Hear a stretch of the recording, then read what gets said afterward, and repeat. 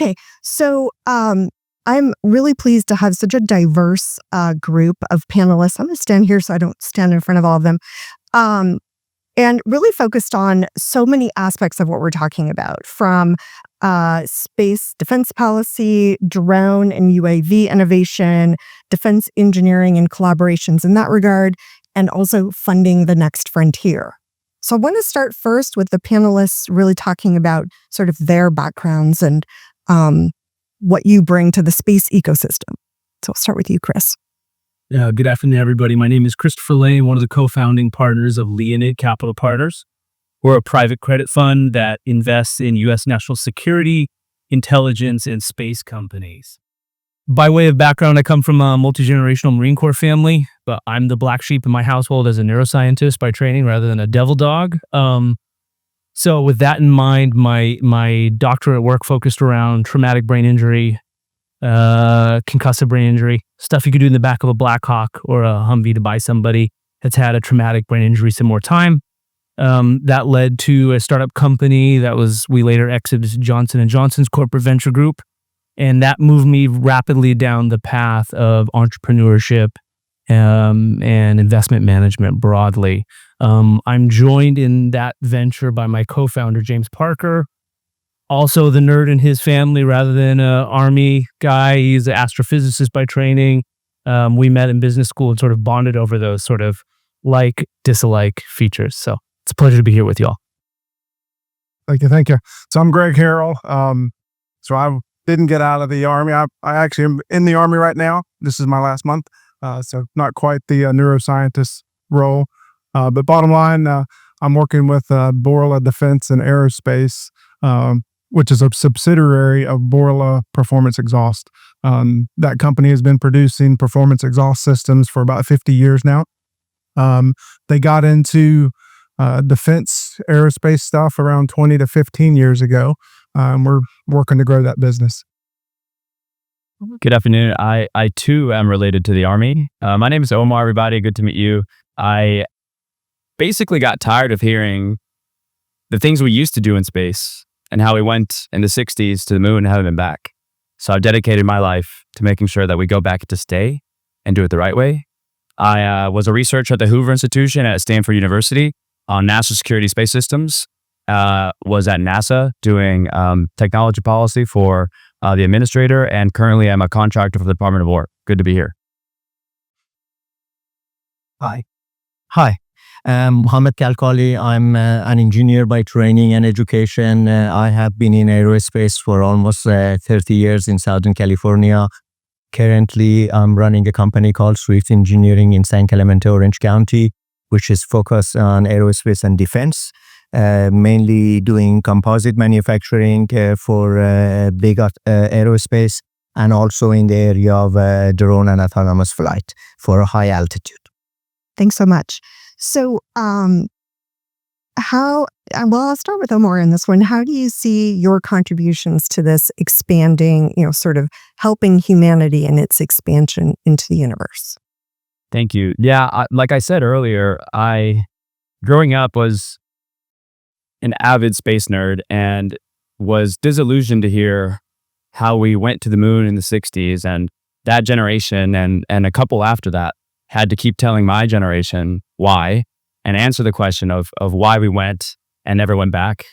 And I think right now we have a man in that building across the road that is willing to get us back to the moon and onto the red planet to Mars. So there's a way of doing that. And the current way that we have with a rocket that has cost the US taxpayer over 20, potentially even $30 billion and is launched once is not the way to do it. So my role, the way I see it, is the marriage between the commercial and burgeoning space industry and the demand and the guidance of government to leverage the innovation that we have here in the United States and in our allied countries, make sure that we do this the right way now, and we go and we stay, and we make a lot of money doing it, right? Because not only are we going to go on our own, we're going together. And something that just brings tears to my eyes is every time I go around the world and talk about these things, I hear from allies and colleagues from other space agencies, and nobody says, oh, America went in the 60s. It says we went in the 60s. Yeah. And that we can't wait till we go back, right? So that keeps me going. And the focus on being commercial first and making sure there's a avid economy there that's going to attract private capital and make sure that we're going back and forth, not just to the moon, but other planetary systems one day, is the way I look at it and the way I'm focused. Got it. Okay. Ahmed. Mainly our focus in the past 10 years have been on a high altitude platform supported by NASA. There are currently 5 companies in the world that are trying to get to that area. 3 of them are in our weight limit. And out of that 3, only 1 is American, which is us.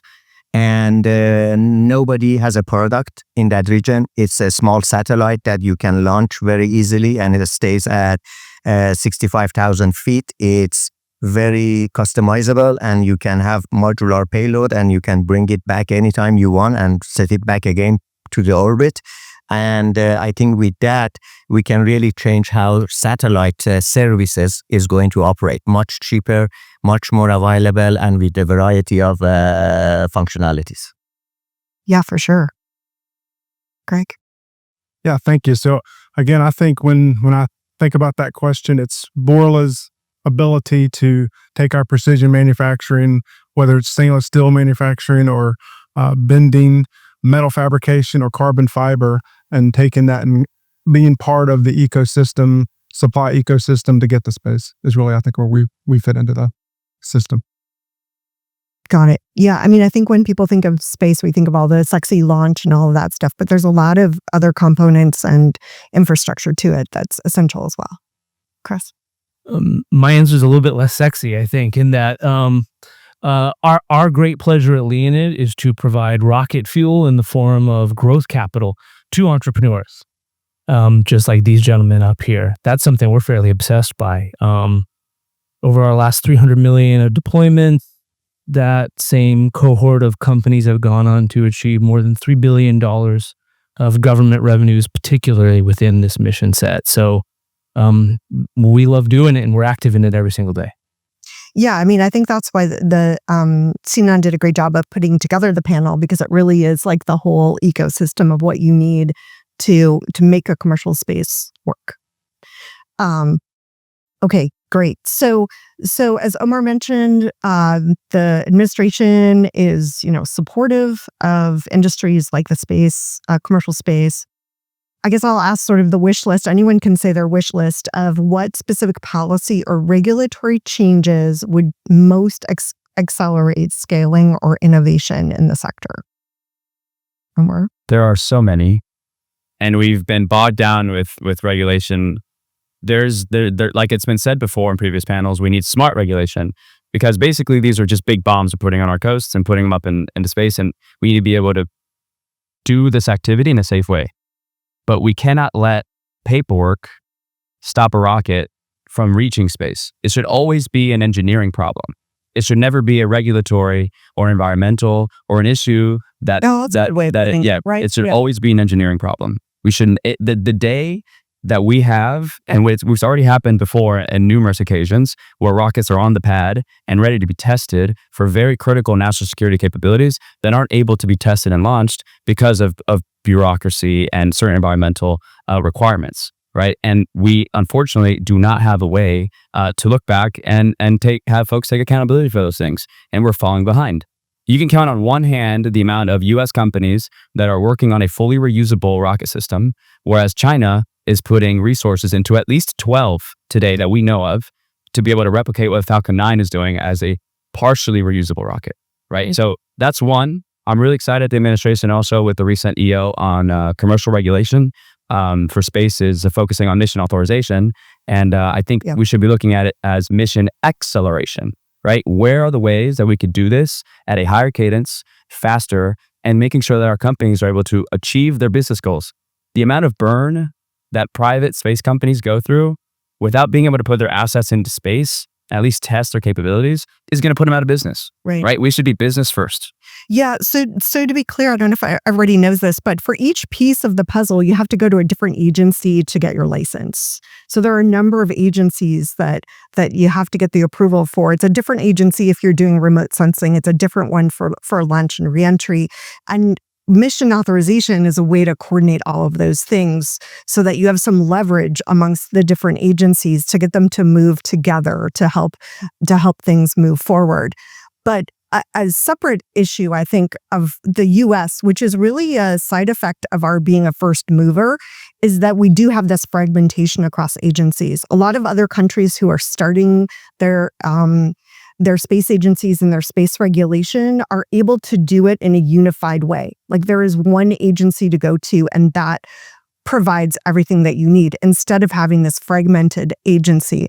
It's very hard to undo all of that now that it's been entrenched. But the workaround to that is what Omar was saying, which is like, let's at least all get rowing the same direction in the same order and have some leverage. I agree. And I don't want to be a Debbie Downer. I'm really excited that that is happening. Right. And we're going to reach that point. But we also have to look at where can we make our policies smarter.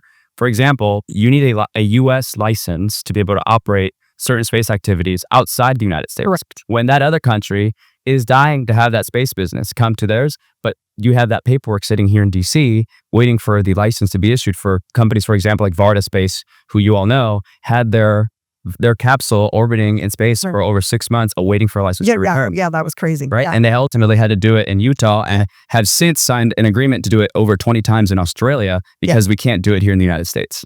Right, exactly. That impacts it. But from that comes also the law. So under the treaties where we have requirements, whether or not they launch from our country, if they're our company, we're still responsible for them. So that's where that kind of licensing comes in. Some of these weird things are like for a reason, is what I'm saying. It may not be the most efficient, but nonetheless. There are ways around it. Yeah. Okay. All right. Well, there we go. So we'll have to talk about that later. Okay. So Greg or Chris, any thoughts on this? Yeah. I'll be quick. I agree we need smart regulation. I also think we need to deeply align private capital alongside this very critical public mission. One of the things that we have started to argue for on the Hill is preferential tax treatment on long-term capital gains or investments made specifically within U.S. national security versus, amongst adversarial nations. So really having a deep alignment around regulation and around how people can fuel these endeavors, I think is a critical aspect to the whole process. So I'm going to switch gears just a little bit and talk about manufacturing scaling, which is where the space happen, obviously. So when I think about that, it's really incentives for STEM, continued monies going to STEM programs, and I think upskilling the current labor workforce. So a lot of folks have talked about AI and robotics taking over what we're currently doing. And I think there needs to be some kind of incentives out there to help people to upskill and get to the next level in their education. Yeah. It's not only the amount of the paperwork and bureaucracy, but the technology that they're trying to regulate, it doesn't exist anymore. We're past that 35, 40 years ago, And the questions they are asking, the flights are autonomous these days. I get 2 weeks out of 1 year to be able to fly out of FAA, basically. That's why our product development has taken almost 8 years, because we have to wait for the full year until the 2 weeks comes up, and if the weather is good, we can fly. Why? Because a lot of those rules and regulation goes back to 30 years ago. Airplanes are much safer now. Much safer. Yeah, I mean, there's always that, having regulations that all drags behind things, but then having in place regulations that haven't adapted is another issue, right? Yeah. Okay, so I want to be cognizant of our time because I know we're running a little bit tight. If we were sitting here 10 years from now, what would success look like for aerospace, drone, UAV industries? And what contribution would you expect it to have made to the U.S. economy, to national security, and to humanity at large? Start with Chris on this. I'll be brief on this topic because I'm equally curious to hear from the other members of the panel. From my perspective, a lot of work that we structure around happens to be within the SBIR or RDT&E budgets.